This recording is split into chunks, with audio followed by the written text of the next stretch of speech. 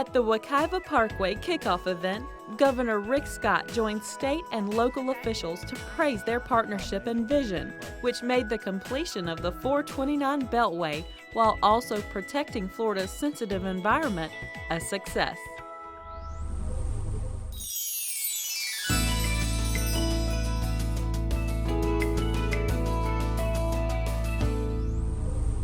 Truly an exciting day, and I know there's a bunch of speakers here who's going to be talking about what this project's going to do not only for our great state of Florida, but also to Central Florida. As most of you know, incredible things are happening in our great state. We're truly on a path that we are going to be the best state for us to work, live, and play, truly. And by the time the gentleman I'm about to introduce is done, hopefully in 2018, we will look back and truly say that Florida is the very best state to live, work, and play. So it is with great honor I get to introduce, ladies and gentlemen, the Jobs Governor, the Infrastructure Governor, Governor Rick Scott. I'm happy to be here at Wilson's Landing for the groundbreaking today. This is a very vital project for our state. Many of you have worked tirelessly for years to make this happen. It's great to be the governor when we get to announce this beginning. This project is 25 miles of expressway, which will complete the beltway around northwest central Florida. It offers innovations for the greatest customer convenience and to keep traffic moving. FDOT and the Orlando Orange County Expressway Authority are building this $1.5 billion. I want to thank everybody involved for making this happen. But we have to keep doing projects like this, keep growing our state, being the infrastructure state, being the #1 state for infrastructure, which that's what the perception is today. Now, every time you do a project like this, it changes somebody's life. Gets somebody a job, gets somebody a new start, gives somebody the chance to live the American dream.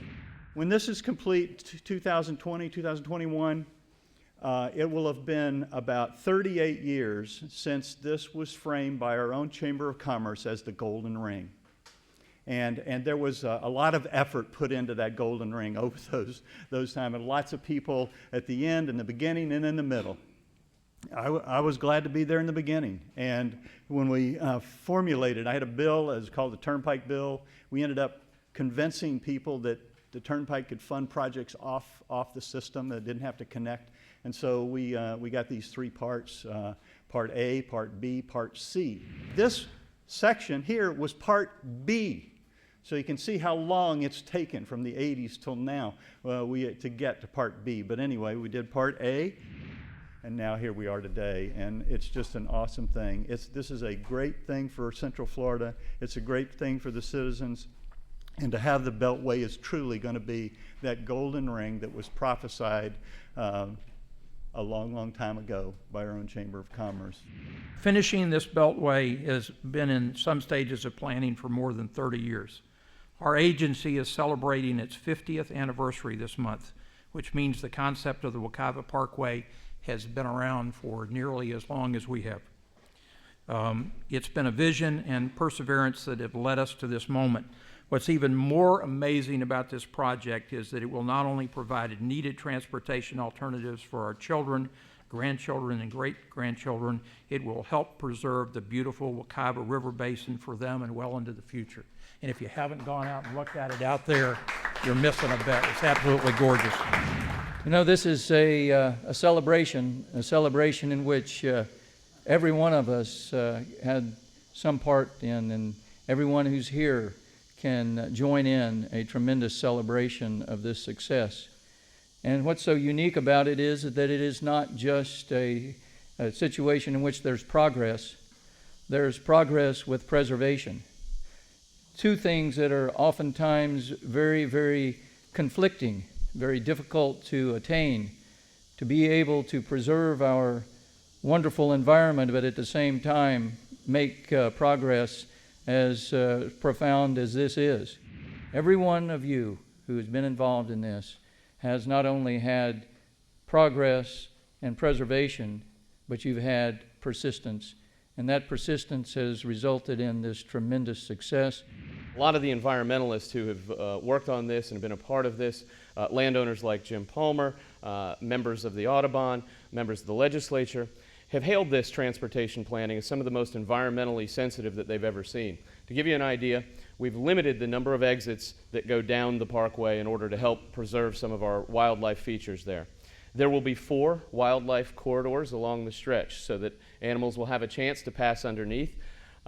Most of the highway is going to be elevated, or much of the highway, I should say, is going to be elevated in order to reduce the number of potential occurrences of animal versus auto interactions, which generally don't work out too well for the wildlife. So to see the kind of planning that went into putting this together, to see the kind of forward thinking around the environment that is western Seminole County, southern Lake County, has just been fantastic. From the standpoint of Lake County, as the chairman of the legislative delegation in Lake County, all of my colleagues are excited about this project, and what it will mean to Lake County, if I could put it in 2 words, is economic development. And if we went down to 1 word, it would be jobs.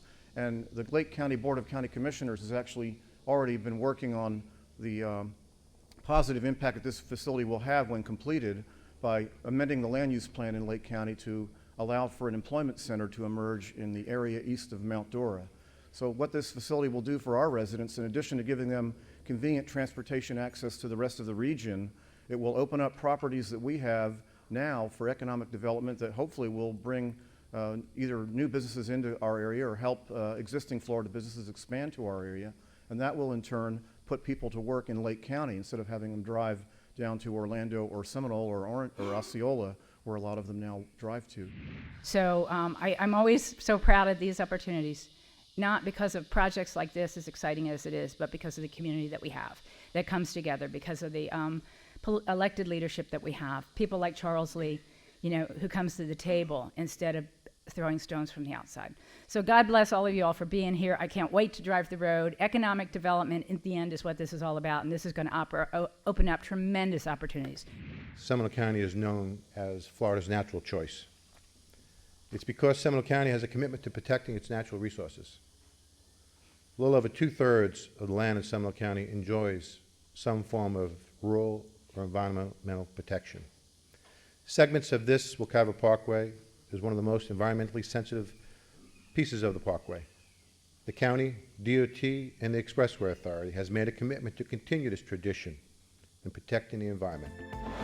With ceremonial shovels, Governor Scott and Mayor Jacobs joined other officials planting a tree representing the environmentally friendly aspects of the parkway.